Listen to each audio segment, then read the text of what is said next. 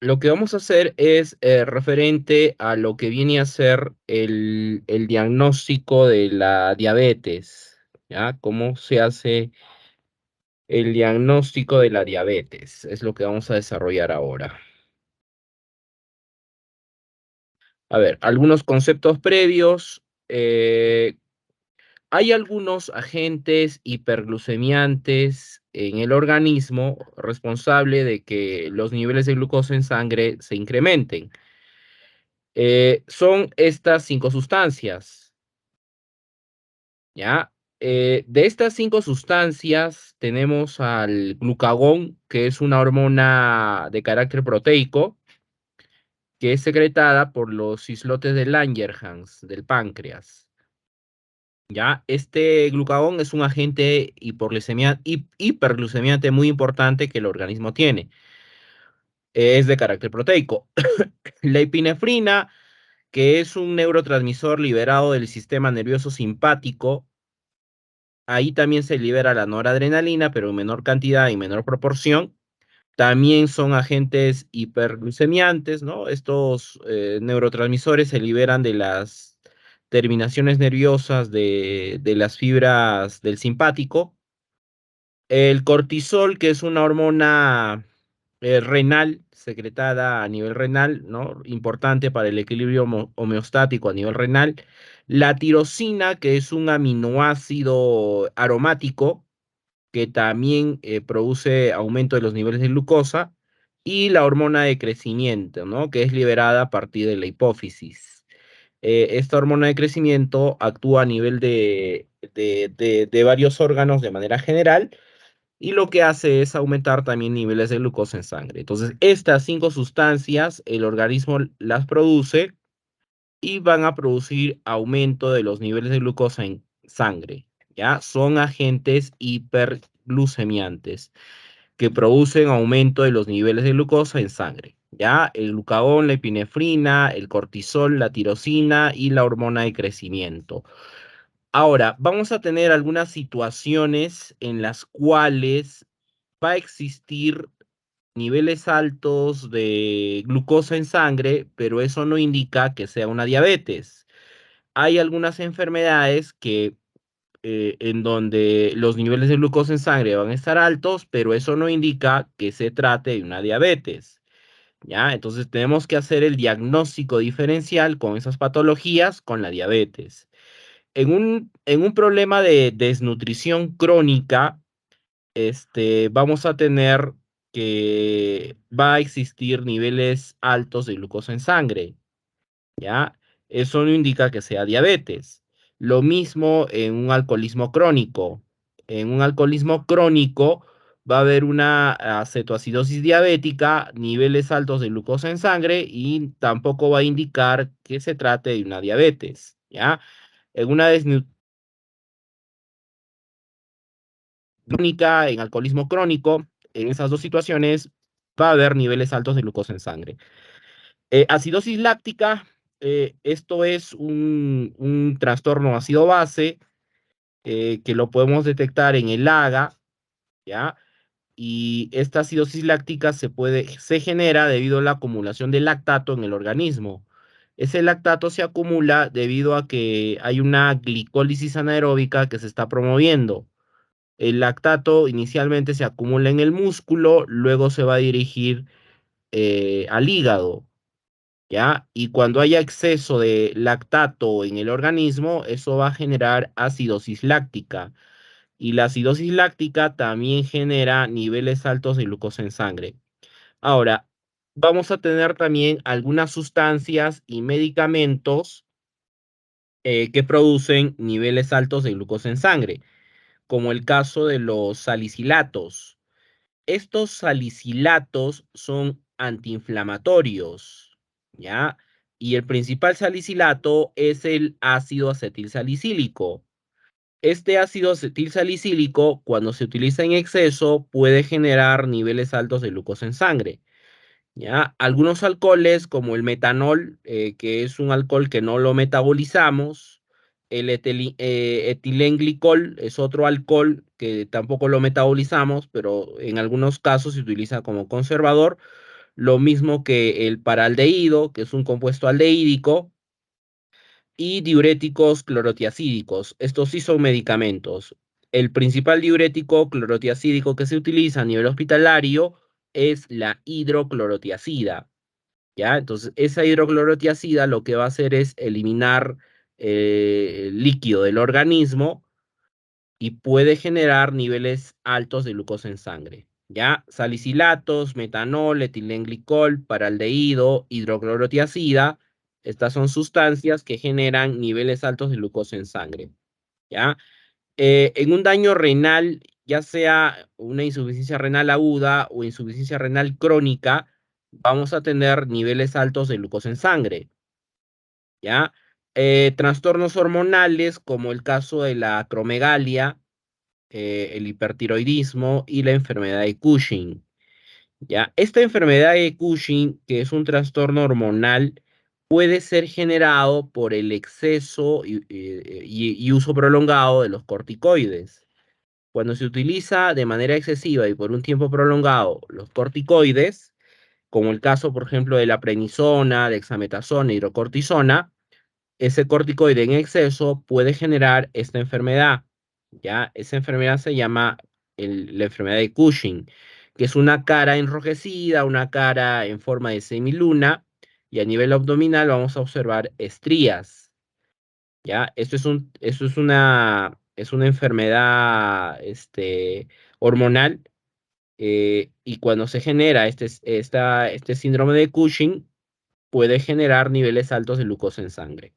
¿Ya? Entonces, todas estas situaciones generan niveles altos de glucosa en sangre, pero no indica que el paciente sea diabético, no es una diabetes.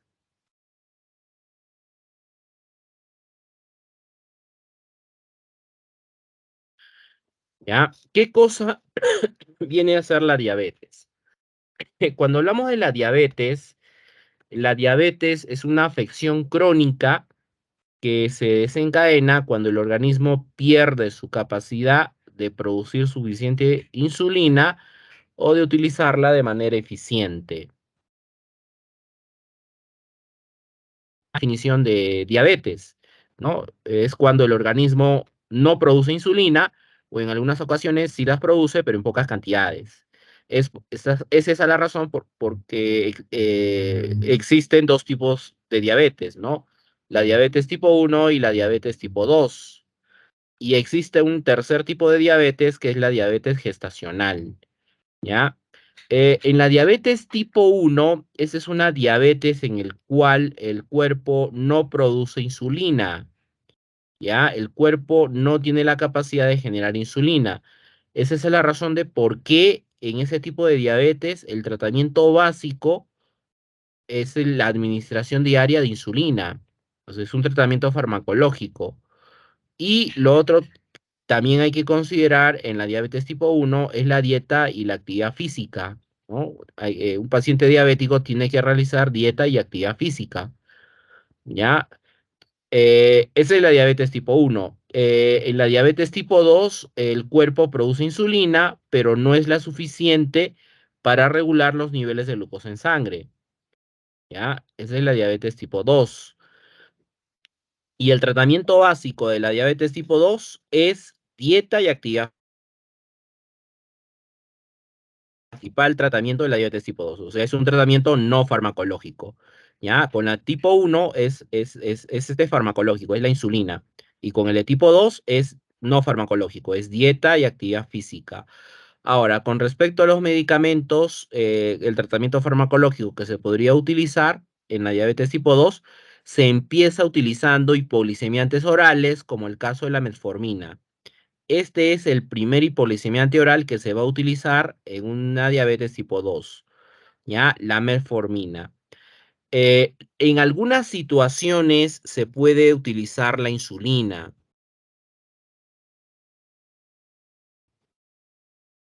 administrar la insulina, ¿ya? Entonces, eso es con respecto entonces al tratamiento farmacológico.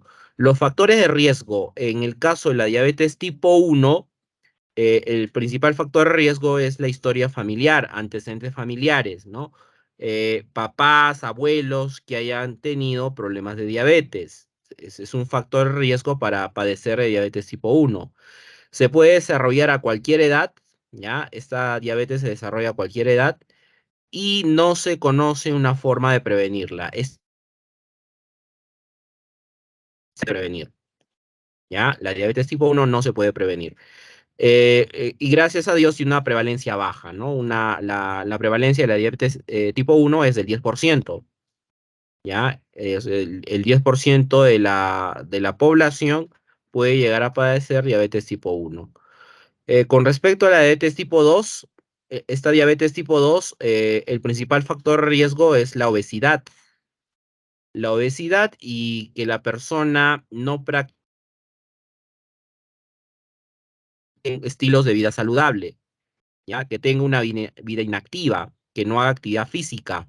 Eso es un factor de riesgo para padecer de diabetes tipo 1, ¿ya? Sobrepeso, un estilo de vida inactiva, ¿no? Que no haga actividad física, que no practique hábitos saludables. Y en la mayoría de los casos, este tipo de diabetes sí puede ser prevenida, ¿ya? Es una diferencia con la diabetes tipo 1. La 1 sí no se puede prevenir, pero la 2 sí se puede prevenir. Y la mejor forma de prevenir es la actividad física, ¿ya? Dieta y actividad física. Ese tipo de diabetes sí es muy prevalente, ¿ya? La diabetes tipo 2 tiene una alta prevalencia, el 90% de la población puede llegar a padecer de este tipo de diabetes, ¿ya? Su prevalencia de la tipo 2 sí es bien alta. Ahora, con respecto a la diabetes gestacional, esta diabetes gestacional es una condición temporal durante el embarazo. Por lo general es una condición temporal durante el embarazo. Claro que si la paciente es diabética, ya no sería temporal, ¿ya? Pero en la mayoría de los casos es una condición temporal, o sea, termina el proceso de gestación y los niveles de glucosa vuelven a sus niveles normales. Ahora, si yo no controlo los niveles en la gestante, esos saltos en niveles de glucosa en sangre de la madre pueden tener una consecuencia en el feto, ¿ya?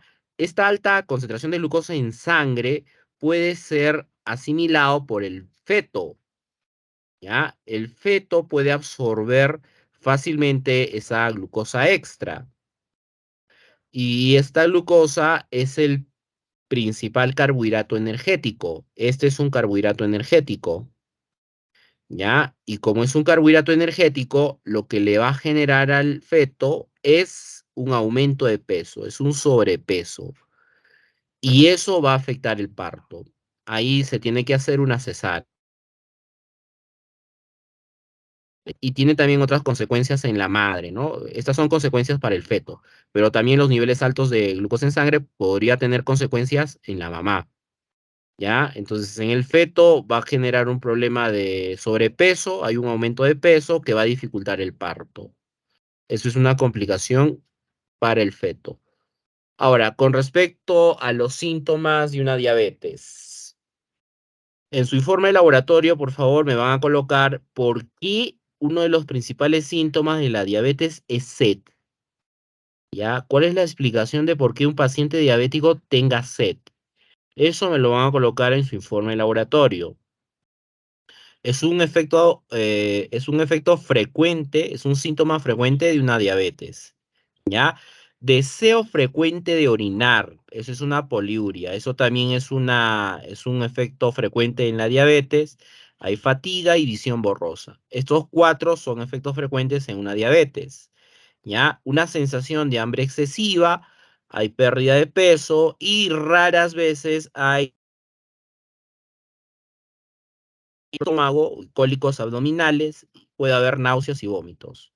¿Ya? Los principales son los cuatro de arriba, ¿ya? Sed, deseo frecuente de orinar, fatiga y visión borrosa. Van a averiguar, por favor, por qué la sed, por qué el paciente diabético tiene sed. Esta condición de poliuria se produce por una razón, ¿no? Entonces, el paciente diabético va a eliminar líquido, elimina líquido, entonces ahí hay un riesgo de deshidratación. Y como hay un riesgo de deshidratación, el paciente tiene sed. Entonces, estos dos están relacionados. La sed y la poliuria están relacionados. Entonces, van a averiguar ¿Por qué se produce la sed? ¿Por qué se produce la poliuria? ¿Ya? En un paciente diabético.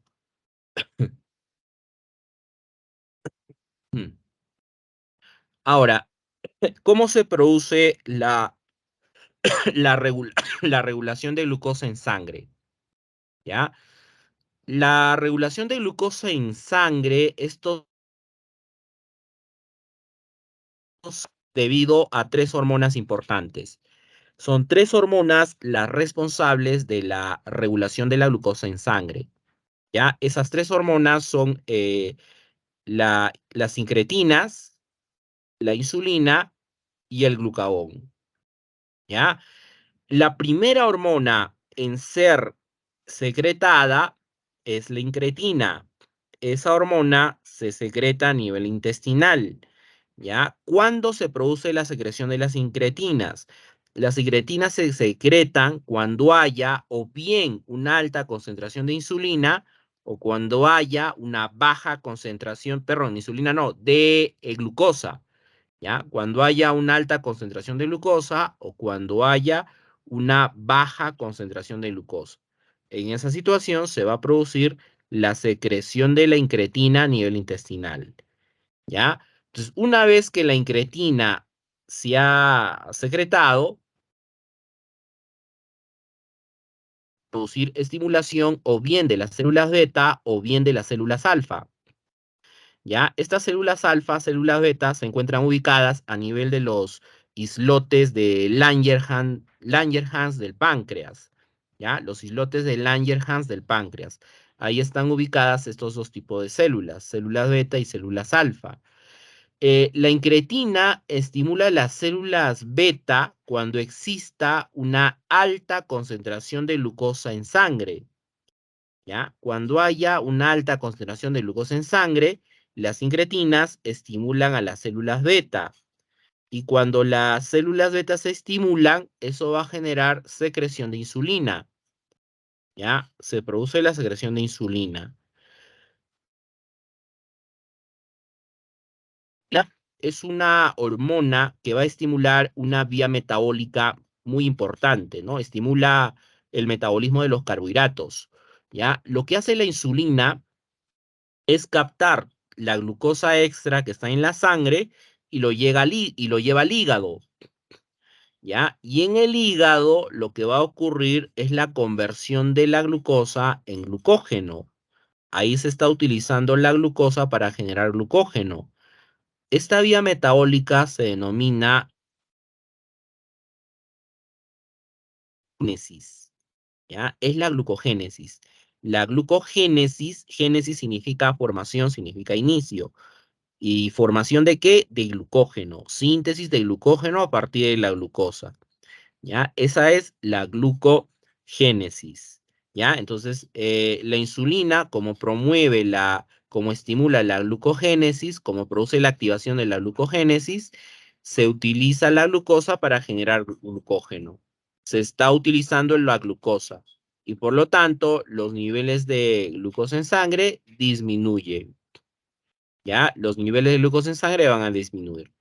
Ahora, ¿qué ocurre cuando los niveles de glucosa en sangre están bajos? Si los niveles de glucosa en sangre están bajos, las incretinas estimulan a las células alfa, ¿ya? Esas incretinas van a estimular a las células alfa. Y cuando las células alfas se va a generar secreción del glucagón, ¿ya? Se secreta el glucagón. El glucagón se secreta a partir de las células alfa del páncreas. ¿Qué es lo que hace el glucagón? El glucagón hace lo opuesto a la insulina, ¿ya? Tiene un efecto opuesto a la insulina. Lo que hace el glucagón es estimular dos vías metabólicas. Las dos vías metabólicas que estimulan son la glucogenólisis y la gluconeogénesis, ¿ya? Glucogenólisis y la gluconeogénesis. La glucogenólisis, lisis es ruptura. ¿Ruptura de quién? Del glucógeno. Entonces rompemos glucógeno para la glucosa, ¿ya? Se rompe el glucógeno para generar glucosa. Eso es la glucogenólisis. El glucagón estimula esa vía metabólica y como se empieza a producir glucosa, los niveles de glucosa en sangre empiezan a aumentar. ¿Ya? Ahí los niveles de glucosa en sangre empiezan a aumentar. ¿Qué es la gluconeogénesis y cuándo se da la gluconeogénesis? La gluconeogénesis es cuando el organismo genera su propia glucosa, ¿ya? Es cuando el organismo sintetiza su propia glucosa. Eso se da cuando no ingeramos alimentos carbohidratados. Si no hay ingesta de alimentos carbohidratados, se lleva a cabo la gluconeogénesis, ¿ya? Se da la gluconeogénesis. Eh, y se genera la glucosa. En la gluconeogénesis, esta glucosa se sintetiza a partir de metabolitos intermediarios. Los metabolitos intermediarios que se sintetiza para generar nuestra glucosa dentro del organismo es el lactato y algunos entes del ciclo de Krebs, ¿ya? Lactato y algunos aminoácidos provenientes del ciclo de Krebs. Esos son los metabolitos que se utilizan para generar la glucosa. Entonces, en una situación de ayuno, eso es lo que se da, ¿no? En una situación de ayuno se da la gluconeogénesis. Se sintetiza la glucosa a partir del lactato o algunos aminoácidos y de tal forma que los niveles de glucosa en sangre aumentan. ¿Ya? Entonces, el glucagón estimula dos vías metabólicas, y la glucogenólisis, de tal forma que los niveles de glucosa en sangre empiezan a aumentar. ¿Ya? Ahora, ¿qué cosa viene a ser la insulina? ¿Ya? La insulina está formada por dos cadenas polipeptídicas. ¿Ya? Está formada por dos cadenas polipeptídicas. La primera cadena posee esta posee, ¿cuánto era? A ver, 1, 2, 3, 4, 5. Esta posee 21 residuos aminoácidos y la otra cadena posee 30 residuos aminoácidos, ¿no? Tiene 21, la que está de color azul, y la que está de color verde tiene 30 residuos aminoácidos, ¿ya? Ahora, las mantienen unidas mediante enlaces puente y sulfuro. ¿Ya? Lo que une las dos cadenas polipeptídicas de la insulina son los enlaces puente y sulfuro. Entonces, esta vendría a ser la estructura de la insulina. ¿Ya? Está formada por dos cadenas unidas mediante enlaces puente y sulfuro. A ver, voy a hacer una pregunta y si me contestan les pongo una participación. ¿Qué ocurre si el enlace puente y sulfuro de la insulina se llega a romper? ¿Ya? A ver, ¿alguien me puede dar una respuesta? ¿Qué cosa vendría a ser la ruptura del enlace puente y sulfuro de la insulina? Si se rompe el enlace puente y sulfuro de la insulina, ¿qué ocurriría? A ver, ¿alguien me puede responder? Para ponerles participaciones. ¿No se podría procesar la insulina? ¿Por qué? Porque, o sea, la insulina tendría que ser absorbida por los tejidos y creo que si se rompe el enlace no estaría apto o algo así. ¿Cómo se llama ese proceso que se está dando con la insulina? Andrea, Profesor, yo iba a decir que, bueno, perdería su actividad biológica porque su estructura se estaría alterando y por lo tanto su función ya no sería la misma. Al mismo tiempo, pues tendría ya. una ¿Cómo inactividad. se llama el químico que implica la ruptura del enlace puente y sulfuro? ¿Quién me da ese nombre? ¿Cómo se llama ese proceso bioquímico en el cual se rompen estos enlaces puente y sulfuro y de tal forma que eso va a generar que la insulina no tenga actividad biológica? La insulina pierde actividad biológica. ¿Alguien me puede dar el nombre de ese proceso bioquímico?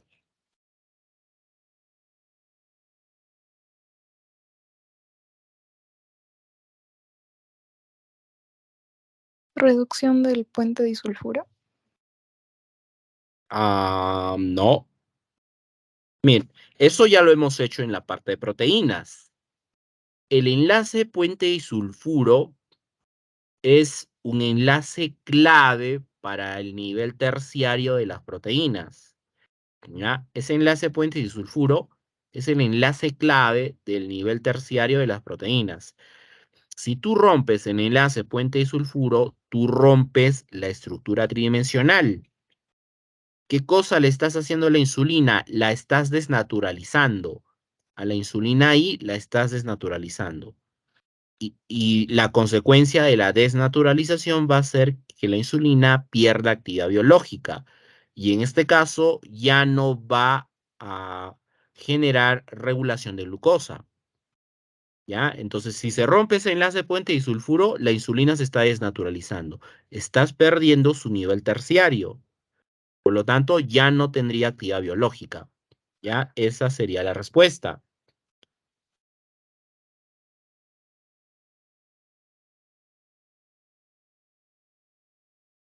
Esta insulina está formada por dos cadenas polipeptídicas unidas mediante enlaces puente de hidrógeno.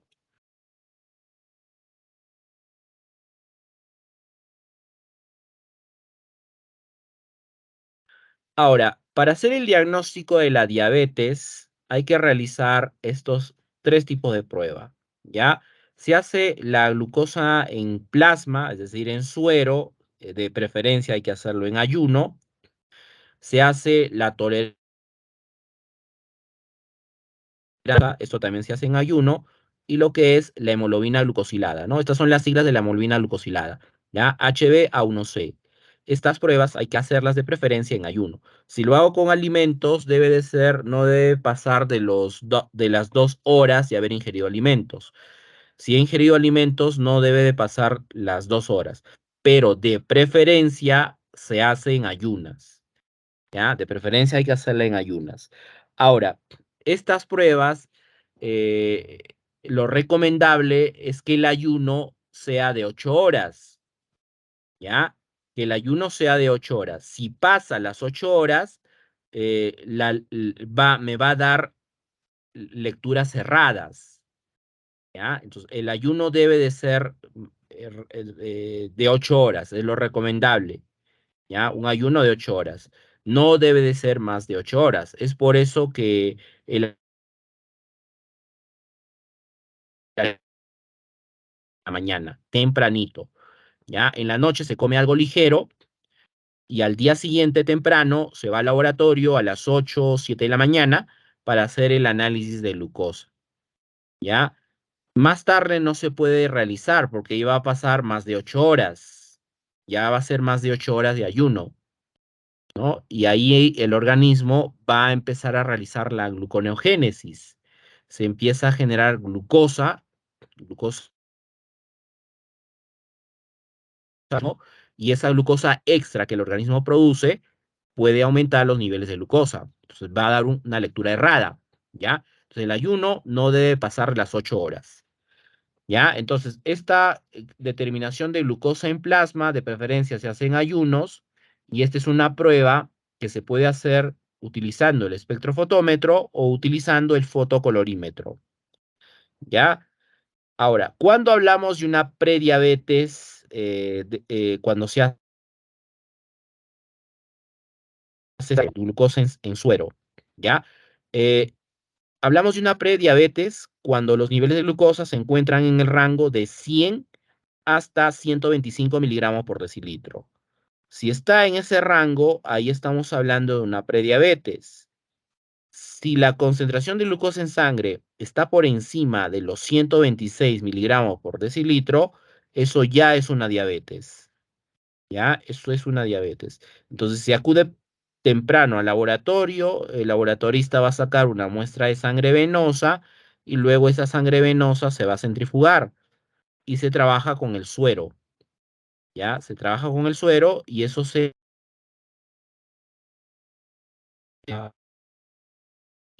coloca en el espectrofotómetro o en el fotocolorímetro. ¿Ya? La tolerancia oral a la glucosa, esto se hace preparando una concentración de glucosa anhidra, ¿ya? Eso por lo general se hace en el mismo laboratorio y esa concentración de glucosa que se va a preparar, eso está en función a la edad y el peso del paciente, ¿ya? Edad y peso del paciente. Se prepara esa solución de glucosa y eso se le da de beber al paciente. Se le da de beber. Entonces, una vez que se le ha dado de beber esa glucosa pura, se hace la determinación de glucosa, ¿ya? Se trabaja igual que acá, ¿no? Se saca sangre venosa, se centrifuga y se trabaja con el suero, ¿ya? Ahora, esto no puede hacerse con sacarosa, ¿no? Con el azúcar de mesa. Esto no se puede hacer con azúcar de mesa, porque si esto lo hago con azúcar de mesa, ¿no? El azúcar es una mezcla de glucosa, fructosa y sacarosa. Tiene esos tres carbohidratos. Con el azúcar de mesa no puedo hacer tiene que ser una glucosa pura, ¿ya? Que contenga solo glucosa. Es por eso que ahí lo recomendable es ir al mismo laboratorio y ahí en el mismo laboratorio ellos lo preparan o de lo contrario te dan las indicaciones de cómo preparar la glucosa que vas a ingerir, ¿ya? Pero es una glucosa pura que se debe administrar por vía oral. Ahora, con esta prueba de tolerancia oral a la glucosa, los niveles de glucosa van a estar un poco más altos que el de acá, ¿no? Porque estamos administrando glucosa por vía oral, ¿ya? Con esta prueba de tolerancia oral, hablamos de una prediabetes cuando la glucosa está en el rango de 140 a 199 miligramos por decilitro, ¿ya? Cuando está en ese rango, diabetes. Si los niveles de glucosa están por encima de 200 miligramos por decilitro, ahí ya estamos hablando de una diabetes. ¿Ya? Esto es un problema de diabetes. Y este es ya la prueba final, es el gold estándar para el diagnóstico de la diabetes, ¿no? La hemoglobina glucosilada. Esa es la prueba final que me va a decir si efectivamente el paciente tiene o no diabetes. ¿Ya? Estas pruebas se recomiendan hacerlas en el caso de estas dos, ¿no? La uno y la 2 hay que hacerlas hasta 3 veces, ¿ya? Hasta 3 veces para hacer el diagnóstico final de la diabetes. La hemoglobina glucosilada se hace entre 2 a 4 veces al año, ¿ya? La hemoglobina glucosilada, sus unidades de medida son en porcentajes, ¿ya? Hablamos de una prediabetes cuando los niveles de la hemoglobina glucosilada están entre 5,7 a 6,4%. ¿Ya? Esa es una prediabetes. Si está por encima de 6,5%, eso ya viene a ser una diabetes. ¿Ya? Es una diabetes. ¿Ya? Entonces, para realizar la determinación de glucosa, los equipos que se utilizan son el espectrofotómetro y el fotocolorímetro. ¿Ya? Espectrofotómetro y fotocolorímetro. Y la muestra es venosa, se saca sangre venosa, luego se coloca en la centrífuga y con la centrífuga se obtiene el suero y se trabaja con el suero, ¿ya? Luego se colocan los reactivos para determinar glucosa y se lleva al espectrofotómetro, ¿ya? Entonces la determinación de glucosa puede realizarse espectrofotométricamente utilizando el espectrofotómetro o también puede hacerse mediante fotocolorimetría utilizando el fotocolorímetro, ¿ya? Ahora, el glucómetro no me es útil para el diagnóstico de diabetes, ¿ya? El glucómetro es para realizar el monitoreo, es para hacer el monitoreo de la glucosa. O sea, cuando ya está diagnosticado el paciente con diabetes, ese paciente tiene que monitorizarse la glucosa de manera frecuente, ¿ya? O sea, un paciente diabético tiene que tener su glucómetro, ¿no? De manera obligatoria para monitorizar cómo están los niveles de glucosa en sangre, ¿ya? Ahora, la hemoglobina glucosilada. ¿Qué viene a ser la hemoglobina glucosilada? ¿Ya? La HgA1c. Nosotros sabemos que la hemoglobina es una proteína tetramérica, ¿no? Cuya función básica es el transporte de oxígeno. Esta hemoglobina la encontramos dentro de los glóbulos rojos, ¿no? Glóbulos rojos, hematíes o también llamados eritrocitos, ¿ya? Esta hemoglobina se va a unir a la glucosa, o sea, dentro de los eritrocitos, la hemoglobina se une a la glucosa. Cuando la hemoglobina se une a la glucosa, se forma la hemoglobina glucosilada, ¿ya? La glucosilada, eso es simplemente la unión de la glucosa con la hemoglobina dentro del glóbulo rojo, ¿ya? Ahora, la hemoglobina glucosilada es un examen que muestra el nivel promedio de glucosa en la sangre de los últimos 3 meses, ¿ya? Entonces, esta prueba te va a medir los niveles de glucosa en sangre en los últimos 3 meses. Es un promedio de los niveles de glucosa en sangre en los últimos 3 meses. Y se expresa en porcentaje. Recomienda que esta prueba se haga entre 2 a 4 veces al día, ¿no? Porque un año tiene 12 meses. Y si este te mide el promedio de glucosa durante los últimos 3 meses, máximo debe de realizarse 4 veces al año. 5 veces al año ya no tiene sentido hacer una hemoglobina glucosilada, ¿ya? O sea, máximo 4 veces al año, ¿ya? Ahora, el valor recomendable de la hemoglobina glucosilada tiene que estar por debajo de 6.5, ¿ya? Entre 5 a 6, este es el valor recomendable de la hemoglobina glucosilada, ¿ya? Esta concentración de 5 a 6% equivale a una glicemia de 80 a 120 miligramos por decilitro, ¿ya? Es su equivalencia. De 6 a 7, esto ya es una prediabetes. Y si está por encima de 7, esto ya es una diabetes, ¿ya? Esto vendría a ser ya una diabetes.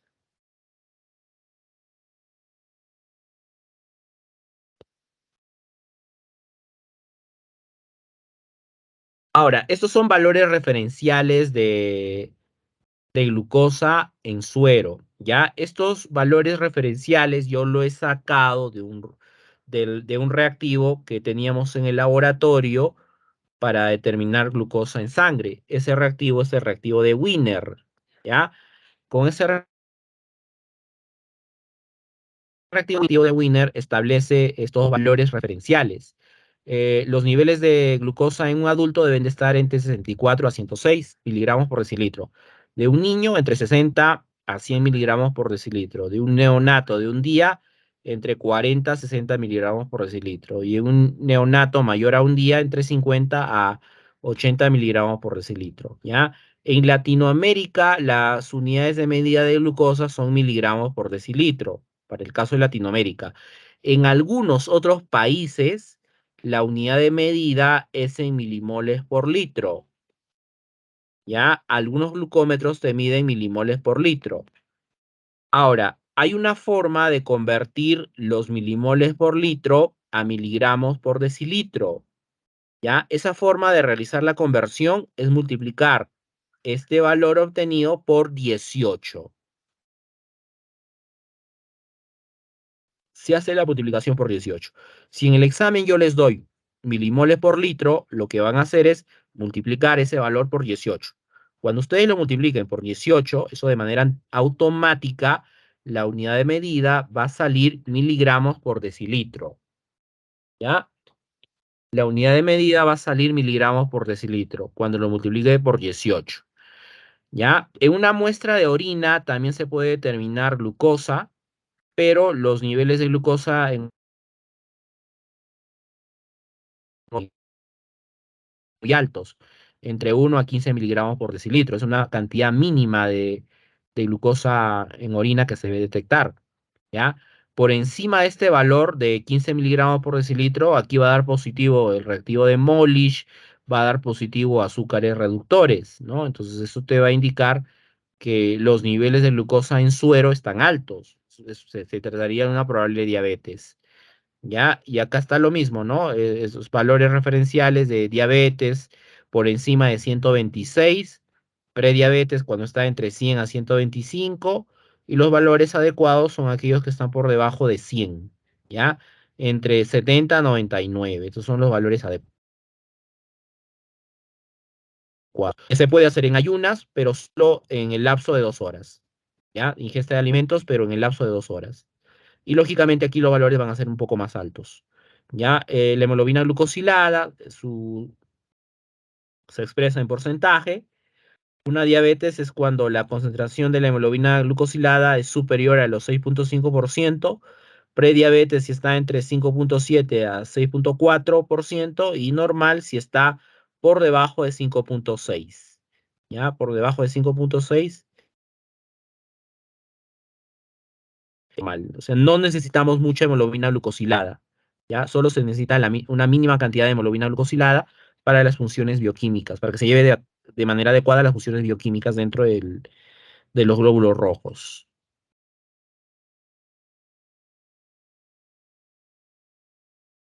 ¿Ya? Estas son causas multifactoriales que conducen a complicaciones de la diabetes. Las causas son multifactoriales, por lo general son factores genéticos y factores ambientales, ¿ya? Factores genéticos y factores ambientales que van a disminuir la secreción o sensibilidad a la insulina. Esto va a generar una disminución de la acción de la insulina, produciéndose una prediabetes. O sea, cuando ya detecte una prediabetes, ahí es el momento en donde se debe de actuar. Si no hago nada al respecto, esta prediabetes va a generar que la hiperglicemia continúe, ¿no? Que los niveles de glucosa sigan altos hasta tal punto que ya se produzca una diabetes tipo 2, ¿ya? La diabetes tipo 2. Y la diabetes tipo 2 tiene complicaciones metabólicas, ¿ya? Las complicaciones metabólicas son tres, ¿ya? Es la cetoacidosis diabética, es el estado de hiperglicemia osmolar y la hipoglicemia, ¿ya? Cetoacidosis diabética. ¿Qué es una cetoacidosis diabética? Una cetoacidosis diabética es cuando haya hiperglicemia, ¿no? Cuando los niveles de glucosa en sangre estén por encima de 126 miligramos por decilitro. Eso es una hiperglicemia. La acidosis metabólica. A ver, ¿cómo diagnostico la acidosis metabólica? ¿Qué prueba tengo que hacer para hacer el diagnóstico de una acidosis metabólica? ¿Quién me contesta?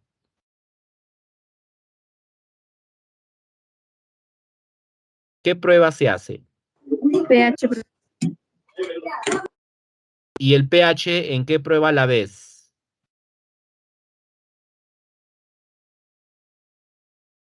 ¿En qué prueba ves el pH?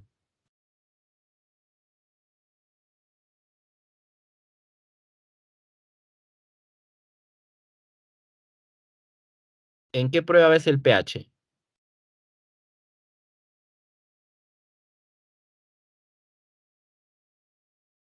Nada.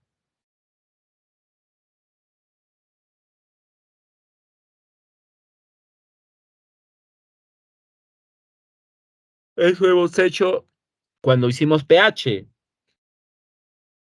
¿Cómo se llama la prueba en donde veo el pH? ¿Cómo se llama ese El medidor de pH o examen? también hay el papel indicador del pH. el pHímetro, profesor, o el papel tornasol. No, esos son los instrumentos. Yo digo la prueba. El examen, ¿qué examen es el que tengo que realizar para ver si hay una acidosis o una alcalosis? Profesor, ¿puede ser en prueba de sangre u orina? Es en sangre. ¿Qué prueba es esa?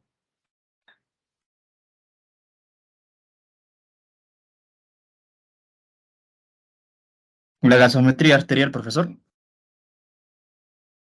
Ujú. El AGA, ¿no es cierto? Eso es el AGA.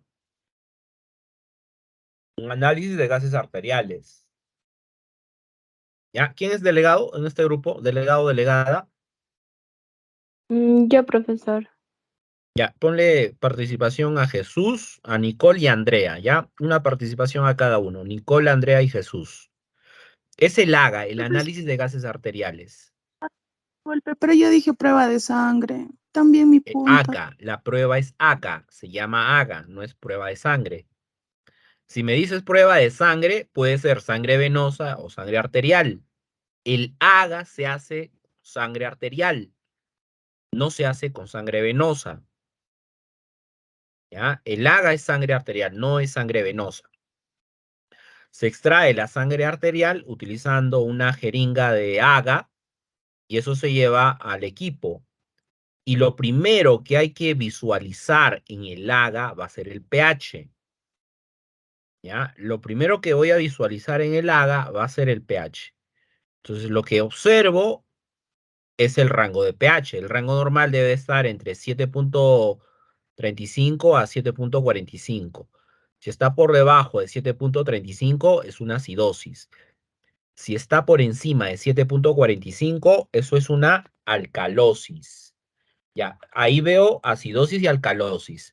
Ahora, ¿cómo sé si es metabólico o respiratorio?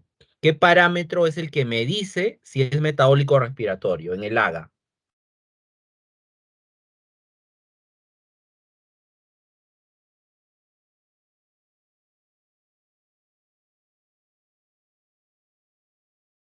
¿Alguien? Eso ya hemos visto, ¿ah?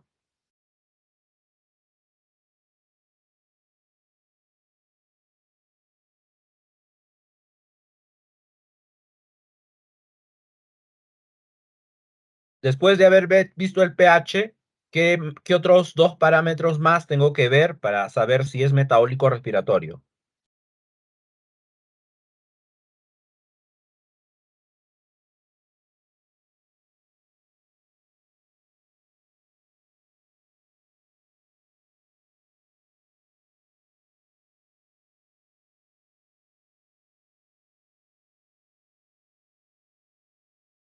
La presión parcial del dióxido de carbono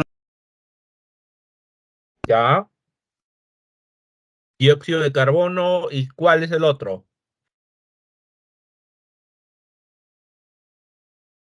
El bicarbonato. Bicarbonato. y del oxígeno también. No, oxígeno no, solo CO2 y bicarbonato nada más. Ya, ponte una participación, Magdalena. A Jesús también ponle una más. ¿Ya? Ahí lo que se va a ver es los niveles de CO2 y de bicarbonato. O sea, viendo esos dos parámetros, yo voy a saber si es metabólico o si es respiratorio. ¿Ya? Entonces, esto, si hay una acidosis metabólica, entonces confirmada en el AGA, ¿ya? Aparentemente sería una cetoacidosis diabética. Y lo que confirmaría que se trataría de una cetoacidosis diabética son los cuerpos cetónicos. Los cuerpos cetónicos se generan de manera normal, producto del metabolismo de las macromoléculas, ¿ya? Principalmente de los lípidos y carbohidratos. Cuando se metabolizan, ahí se generan cuerpos cetónicos. Ahora, esos cuerpos cetónicos se van a producir en situaciones de un ayuno prolongado. Y en situaciones de un ayuno prolongado, esos cuerpos cetónicos son utilizados por el músculo y por el corazón para generar ATP, ¿ya? Para generar energía. El corazón y los músculos lo utilizan para generar ATP, los cuerpos cetónicos. Ahora, si los cuerpos cetónicos están en exceso, eso sí no es normal. ¿Ya? Si está en exceso no es normal. Los cuerpos cetónicos los podemos detectar utilizando tiras reactivas, o sea, se detectan de manera cualitativa. Si hay un cambio de color en la tira reactiva, eso es positivo para cuerpos cetónicos. Eso se hace en orina, ¿ya? Se utilizan unas tiras reactivas, se coloca eso en orina y ahí se ve si hay o no cambio de color. Si hay un cambio de color, eso es positivo para cuerpos cetónicos. Entonces, si tú detectas que hay hiperglicemia y hay acidosis metabólica y que hay cuerpos cetónicos, si hay estos tres, eso viene a ser una cetoacidosis diabética. O sea, es una diabetes que no se está tratando bien. Es una diabetes que está empezando a complicarse, ¿ya? Eso vendría a ser una cetoacidosis diabética. Y la complicación metabólica más grave es esta, ¿ya? El estado de hiperglicemia hiperosmolar. Esto es la complicación más grave de la diabetes. Aquí vamos a tener que hay una hiperglicemia grave, ¿ya? Por encima de los 200 miligramos por decilitro. Puede alcanzar 300, puede alcanzar 400 miligramos por decilitro. Es una hiperglicemia bien grave, ¿ya? Lo otro que puede haber es hiperosmolaridad. Eso también se ve en el AGA, ¿no? Cómo están los niveles de los electrolitos, ¿ya? Un problema de hiperosmolaridad y hay, en el paciente va a haber deshidratación. Si hay estas tres cosas, hiperglicemia grave, hiperosmolaridad y deshidratación, a eso se le denomina estado de hiperglicemia hiperosmolar. Y aquí hay riesgo de que el paciente entre en un coma diabético, ¿ya? Aquí se puede generar un coma diabético. Esta es una complicación ya muy grave de la diabetes. Ahora pregunto, ¿por qué la hipoglicemia es complicación de la diabetes? ¿Por qué se considera la hipoglicemia una complicación de la diabetes? ¿Alguien me puede explicar por qué? ¿Alguien?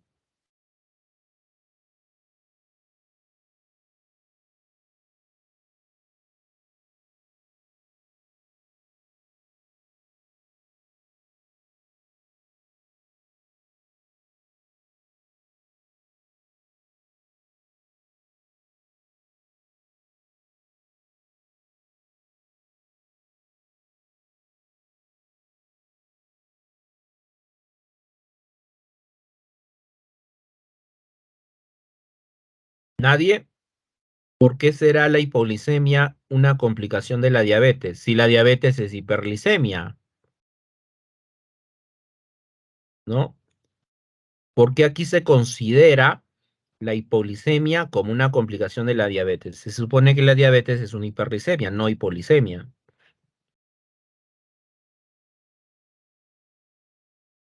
Porque esto está relacionado con el tratamiento farmacológico.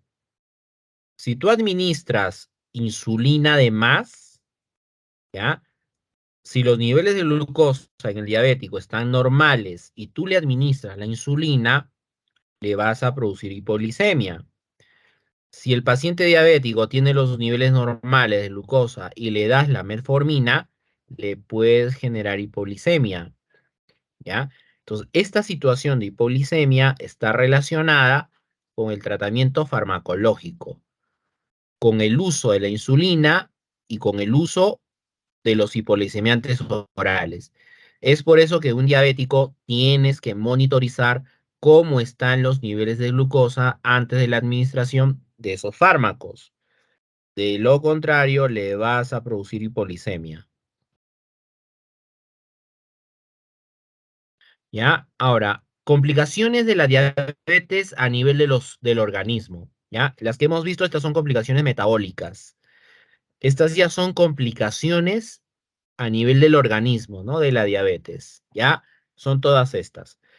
Podría producir un efecto a nivel cerebral, ¿ya? Los niveles altos de glucosa pueden generar un efecto a nivel cerebral. Puede generar un ACV, un accidente cerebrovascular.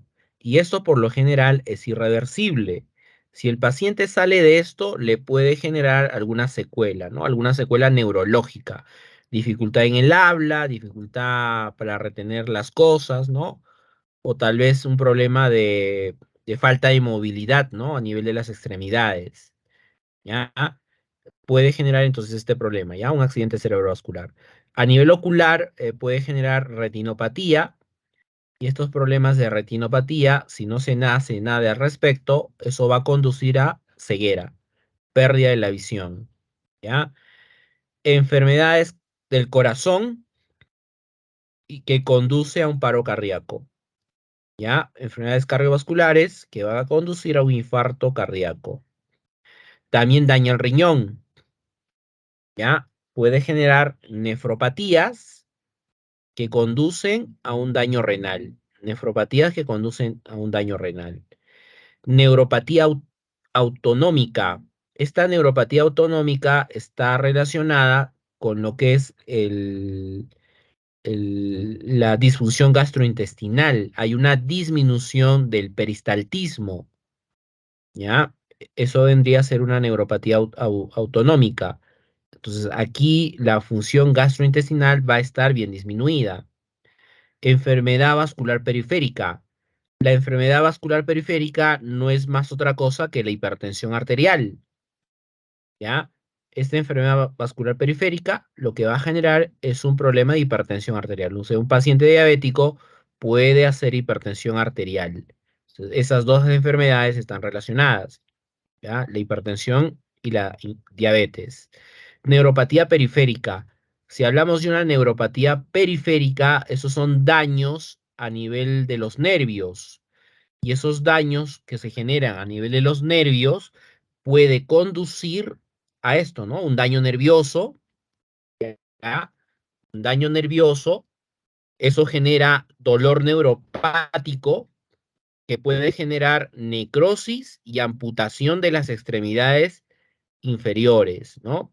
Esto genera, por ejemplo, pie diabético, ¿no? Genera una herida que no se cierra fácilmente, que no se va a cerrar fácilmente y esa herida se puede complicar, se puede necrosar y por lo tanto conduce a una amputación. ¿Ya? Eso es una neuropatía periférica, que es una complicación de la diabetes. ¿Ya? Entonces, todas estas son complicaciones que se generan a nivel de los órganos, ¿no? De la diabetes. ¿Ya? Entonces, para lo que es la experimentación que van a realizar, por favor, van a realizar la determinación de glucosa utilizando un glucómetro. El glucómetro lo voy a dejar con la señorita de laboratorio, ¿ya? Con la señorita Irma, ¿ya? Entonces, con ella pueden acercarse en las mañanas, ella está en las mañanas, el glucómetro va a estar. Voy a dejar también lancetas y las tiras reactivas, ¿ya? Ella les va a guiar cómo usar el glucómetro. Yo les voy a dar detalles cómo manejar el glucómetro, ¿ya? Con respecto a los equipos necesarios, guantes, hay que trabajar con guantes descartables. De preferencia hay que utilizar lancetero, porque este lancetero tiene una graduación de la profundidad de penetración de la lanceta, ¿ya? Lo ideal es trabajar con el lancetero, de lo contrario se trabaja con la lanceta, ¿no?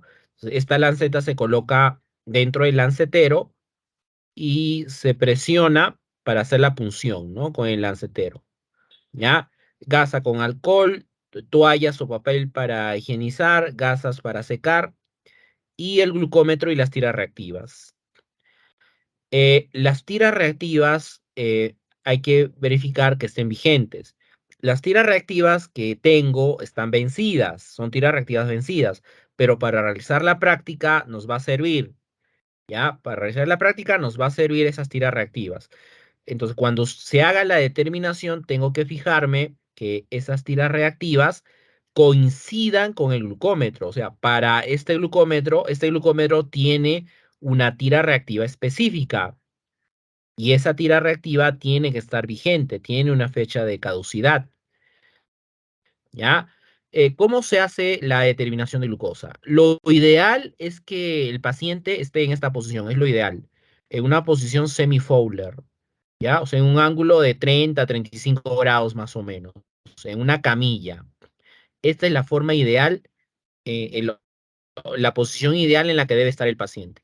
De lo contrario, debe estar sentado en posición vertical. El paciente debe estar lo más cómodo posible, ¿ya? Pero esto es lo ideal, ¿ya? El paciente en posición semi-Fowler. Luego alisto el glucómetro, y coloco la tira reactiva en el glucómetro, ¿ya? Y verificar que la tira reactiva no esté vigente. Coloco la lanceta en el lancetero, gradúo el lancetero, ¿ya? Me coloco los guantes Y una vez que me coloqué los guantes, lo que voy a hacer es ordeñar el dedo. Hago una frotación del dedo. ¿Qué dedo es este? Este es el dedo más grande, el dedo más largo. Este es el índice, ¿no? Eh, ordeño acá, ¿ya? De tal forma que la punta del dedo debe estar rojo, ¿no? De color rojo, ¿ya? Entonces la sangre debe acumularse en la punta del dedo. Eso lo hago haciendo, ordeñando el dedo, ¿no? Es una frotación que hago en el dedo hasta que el dedo se torne de color rojo, ¿ya? Y luego desinfecto. El dedo hay que desinfectarlo con alcohol de 70 grados. En un algodón empapo alcohol de 70 y realizo la desinfección del dedo, ¿ya? Una vez que ya desinfecté el dedo, puedo realizar la punción. Hago la punción, ¿ya? El sitio ideal es al lado del dedo. Ese es el sitio ideal, ¿ya? Ese es el sitio ideal para realizar la punción, ¿ya? Entonces, una vez que ya realicé la punción, la mano debe estar debajo del nivel del corazón del paciente, ¿no? La mano debe estar por debajo del corazón del paciente, ¿ya? Acá se desinfecta, hay que desinfectar con alcohol de 70, o sea, una vez que ya ordeñé, ¿no? Ordeñé el dedo, desinfecto con alcohol de 70, luego pincho, hago la punción, ¿no? Y lo ideal es trabajar con goteros. Hay unos goteros de plástico eh, que me va a facilitar la recolección de la sangre capilar, ¿ya? O sea, la primera gota hay que descartarla, ojo, ¿ah? La primera gota, esa la descartamos. Limpiamos con algodón y recolectamos la siguiente gota con los tubos con esos tubos, con esas micropipetas de plástico, ¿no? Recolectamos y colocamos la gota de sangre en la tira reactiva. La tira reactiva que tenemos es una tira reactiva donde la gota de sangre se coloca aquí en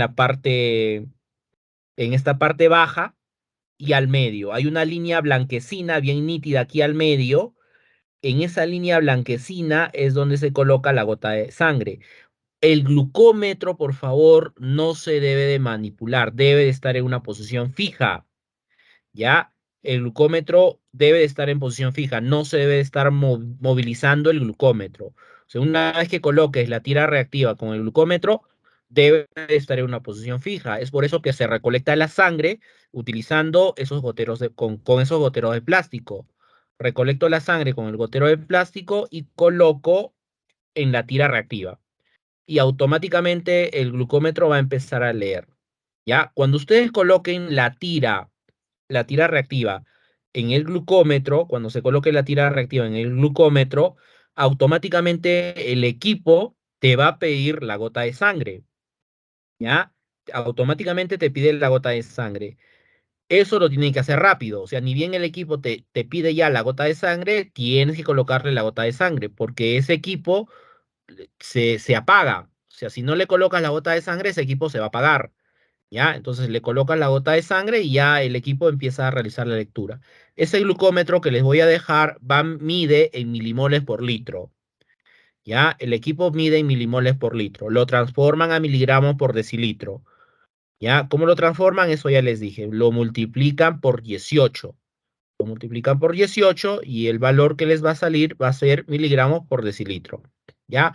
Y luego se descarta la tira reactiva y la lanceta.